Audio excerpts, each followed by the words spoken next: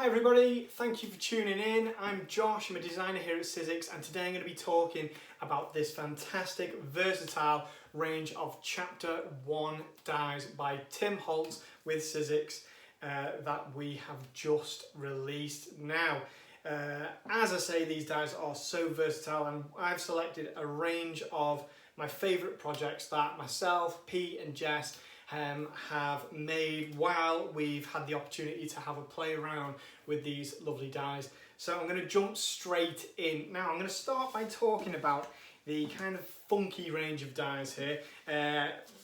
Funky being in the name, we've got funky toadstools, we've got funky trees and funky leaves. So here are the funky toadstools.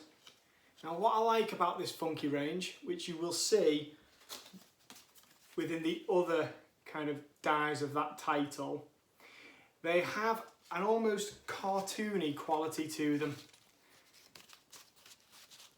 So just look at these. But they also have all those details that are just there to be layered up really nicely. And I know that Pete's had a lot of fun trying to think of cheesy mushroom, fungi puns just to back these cards up. So that is the funky toadstools. We also have funky trees over here. Now just look at this really kind of simplistic design.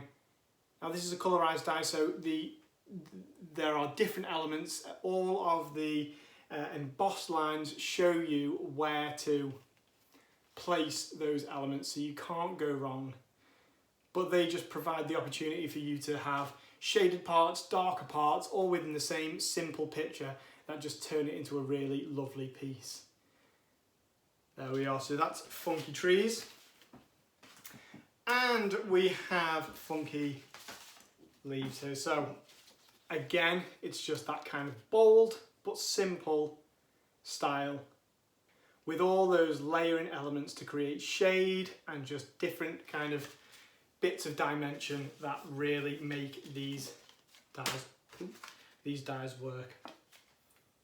So there we are. Now, moving on, so I'm going to show you one of our mask dies here. Now this is called Flowery. The actual die itself is this size here. So this has just been cut from some of our silver opulent cardstock there, put on the front of a card, and it's done. So it's as simple as that, but it's not just that. You can also take segments on it like so, but just look how different these two cards are, and they're created using the same die set there. We've also got some makes here, a bit more kind of bright, bold and simple, where we've just added some colour. Now these mask dies, that's what they're brilliant for. You cut the mask out and then the die is just ready. It has all that fantastic detail and it's ready to just put over a nice ink blended surface, or something like that. And this one here, just tone on tone. If I just move that around in the light, has a really kind of simple, classy feel. So that one there is Flowery, and it's a mask die. Oh, do you know what? I forgot to show you actually my favourite of those makes. Now this is a kind of off diagonal square that's been, we've actually inked the card before cutting out, so the inked surface is actually on the die cut piece there. So that's fantastic. Again, so this sort of die is ready, you just cut it out, put it through the machine, it's ready to put on the front of the card, and it just really makes that card. So that was the Flowery die here. Now this is one of my favourites. These are Wildflower stems number 3. I've got a few cards here. So we've got this one here. Now it's these dies here, now these kind of realistic silhouette dies that just show these really cool detailed flower stems. And just look at that. So these have been put in front of the swirls embossing folder here, which I will show you another make with a bit later on. So here we've just stamped on the front there, we've created a really kind of grungy mixed media look, and then there we've got that clean look as well. We've actually got quite a few examples of using this. So again, we've got that kind of classic mixed media look there with some stamping on. Here I've used the aperture of this die rather than the actual die cut piece, so you have that option to kind of put it in front of an inked background as well to let the ink show through. So that's great, you can use it as an aperture as well. And then we've just got this lovely range. We've inked the flowers here, and we've just stuck it to the front of a card. This sentiment's been cut out using a die that I'm going to talk about in a bit. That's the alphanumeric bold. And just look at that. Simple, elegant, classy, and just really easy to produce cards like this. So this is the wildflower stems. You get a few different flowers within this same set, so you're really getting your money's worth with that card. Oh, let me just show you this one as well. How lovely is that? Nice, bright, inked flower just on a white background, and it's done. So that's wildflower stems number 3. We also, so talking about the embossing folder that we used, I'll just remind you of the one that I showed you earlier. So we had these cards here. Now these are both using that Swirls embossing folder, and I've just brought it to life a little bit with some silver gilding wax. But you don't need that, because these embossing folders, the detail of the emboss is just fantastic. It's astonishing.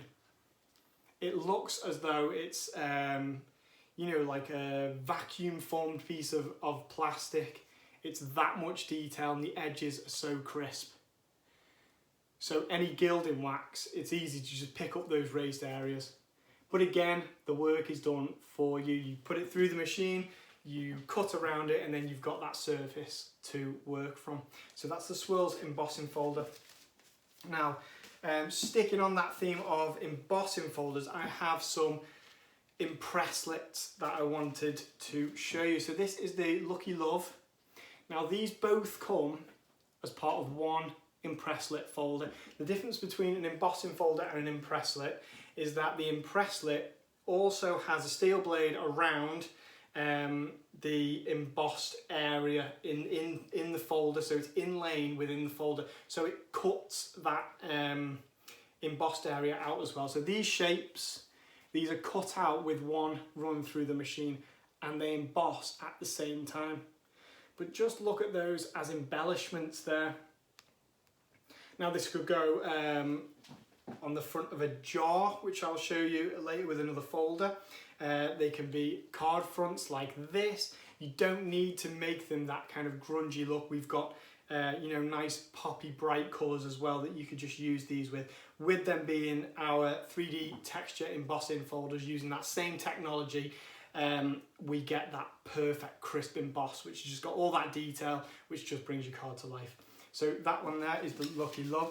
We also have, this is the floral frame. Now I've got, just to show you, we're not just showing cards today, because here is a lovely home decor frame. Now it's this element here, and then we've put through here one of the floral elements from the wildflower stems number 3 that I showed earlier. But if I can just catch the light with that, just look at the detail in there. And this is only, you know, it's not too big, but the amount of detail in there for the size of it is really breathtaking. So we have that there, and then I've also put that on the front of a jar. Just painted the jar black, glued the impressed area onto the jar, and then I've just gone over the whole thing with some gilding wax. And this would be great for, you know, you could put a number in the middle, maybe a table number for a wedding or a restaurant or anything like that. So this one here, again, that one there is the floral frame. Really cool. I didn't show you this one, so this is just one of the elements actually from this same set here. So you get this feather set And I remember seeing this, Pete did a Create and Craft recently, where the presenter told him that actually he would buy this set just for this feather. That's really cool. Just the fact that you can layer one set on top of the other and they all fit together, and it just creates that light and dark, and it lets the light kind of play over these makes and create dimension. So this is another sort of mask die. This is the perspective butterfly. Now again, I've got quite a few different makes for this because these dies are just so versatile that we just can't stop creating these different makes. So I've got loads for you today with this. The perspective butterfly, it cuts out, now this is only half of it, but this cuts out this butterfly element. Now it cuts out a full butterfly element here, so it's symmetrical, but here's how we've just used half of it to create this lovely card front here. Now here we're using a little bit more. So it's one of those dies where you can decide to either use the whole thing, maybe on a home decor piece, or you can just take small elements from it and just create as you go. And here we've got it with a more kind of mixed media feel. There with a bit of paint dragging and gilding wax. So the difference between this card and this card, we're just using the same die there. So the ideas and the possibilities are endless. Here we've got some really nice bright colours with a kind of inked mixed media effect there, but a nice bright mixed media. And there we are again. So that one is the perspective butterfly die. Okay, so this one here, this has got two of the dies I'm going to show you. Now this is one of the alphabet dies here. It's the alphanumeric stretch. Now that you have this in the upper and the lowercase, this is the lowercase which you get the numbers with as well. I've used that with this die here, which is another mask die called Bubbling. And I've inked a piece of card and just cut straight through, and you get this lovely kind of bubbled surface here. But not only that, you also get to use the actual die cut pieces from it. So when I cut this shape, I thought, you know what, I'm not wasting those inner pieces because I love a kind of organic looking off circle. And just look at that. So these both using the same die set, and that's the Bubbling die. Here we've got some of the numbers from the alphanumeric stretch there, and here we've got the alphanumeric bold. So it's these same letters, they've just been elongated and stretched for these to create a really cool effect. But these letters here, which are the same ones we've used in these cards here, this is the alphanumeric bold. Now, these letters are that perfect size. I think I've been waiting for some alphabet dies that just hit that sweet spot between being really big and taking up a lot of space on the card front, or being really tiny and having that detail. We've got this lovely size in between. So I've been waiting for this to come out. These are the perfect size to just get a nice big bold bit of lettering on the front of an average size card there. And look at that. So this here, Pete's made this. He's used the aperture and with an inked background, but just look at that effect there. So with this die set, you have the option of using the die cut pieces or the aperture there. And I love the way that Pete's left the little bits out, which you could stick in to create that full O there, but he's left it out, and I think that's a really nice stylized bit of work there. So that one was the alphanumeric alphanumeric bold, and this one is the alphanumeric stretch, which I've used here just to add this sentiment here. And what I would say about this writing, this font die even, is that it's nice and big. It does take up a good amount of space on a card front, but it's also a die that you can fit a lot of letters into one place because they are still thin as well as being tall. So that's great. Now we've got Bloom here. This is another sort of colorized, where we are able to layer up all those different elements for a dimensional feel.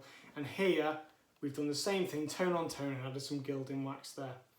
But on this one, you can see that it's all layered on top of itself. And again, with any kind of Tim Holtz layering die, you've got the embossed areas, so you know where you're going to be sticking those extra bits on top, and it just creates so much detail. What a great die. But then you're also able to play about with all the different colours, add shading with that different layering effect, and create something. It's almost like a paint by numbers, but as a die. So how fun is that? Now, bigs, I am just going to finish off by showing you two of my favourite bigs die. We've got the mechanical one here. So here we've got the classic cogs, those kind of Tim Holtz-esque cogs that you know just bring any make to life. But we've got them big, and they're with it being a bigs die, you are able to then cut it from you know, a multitude of different thick materials. You've got leather, you've got on mat board, there's plastic, vellum, fabric, but also just look at the dimension they create. Now I've just cut these from some of our mat board, painted it black, added some gilding wax. But with those materials, I was still able to create that nice straight edge there just by cutting with one of our craft knives. So there's that. And then we also have this other Bigs wildflower die set. I love all of the wildflowers like this, these, you know, the tiny dainty ones. But with this being a Bigs, it gives you the opportunity to create more robust effects there. Now I don't know if you can see that on the camera, but this is just so tactile because we've used all these different effects on it and built them up, and that's what it's capable of with using a more robust material that we can achieve using a Bigs die. So the wildflowers in a Bigs give us that opportunity to create so much more from so many more different materials. There we are. And that is about it. So these are all the makes that I've chosen for you today, but feel free to go and have a look at the full range, because we have got more colorized dye. We've got Harrison the lion, we've got Oliver the bunny rabbit, we've got a few more Bigs dies available. Just go and have a look at the website, go to the Tim Holtz section and have a look at the full range of these exciting, versatile Chapter 1 dies. I'll see you next time.